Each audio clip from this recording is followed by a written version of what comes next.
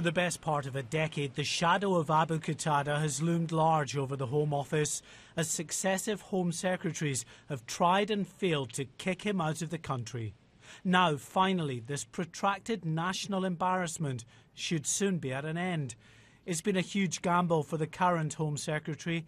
Theresa May took personal responsibility for the efforts to deport the radical cleric, even travelling to Jordan to push for a treaty to help ensure that Qatada gets a fair trial once he's deported. With that treaty in place, the way now seems open for his removal.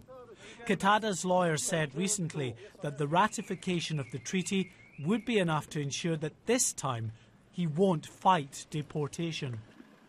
It's very frustrating when you think someone is misusing the law, and particularly someone who took advantage of our freedoms and our rights in order to protect himself through asylum, and then dedicated his life to destroying those very freedoms by violence. Qatada fled Jordan for Britain 20 years ago and was granted asylum. The Jordanians tried and convicted him on terrorism charges in his absence in 1999. Around the time of the 9/11 attacks in the US, his teachings became increasingly extreme. A tape of his sermons was found in the flat of one of the hijackers. He briefly went on the run in London before being detained under tough new terrorism laws in 2002.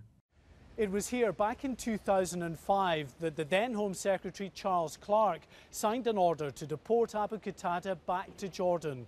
But the cleric would see out Clarke and 3 other Labour Home Secretaries as he embarked on a lengthy legal battle to stay here. Theresa May, it seems, is about to succeed where others have failed. But the difference this time is that Qatada himself appears willing to leave. He knows he's not going to be tried on evidence tainted by torture.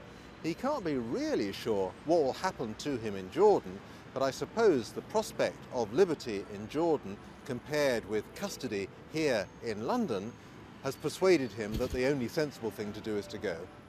Having outflanked the British government at every turn, ministers and officials here at the Home Office know this saga won't finally be over until the cleric is safely aboard the plane to Jordan. The clock is ticking. Sources suggest Abu Qatada's flight out of the UK is scheduled for the early hours of Sunday morning. Mark White, Sky News.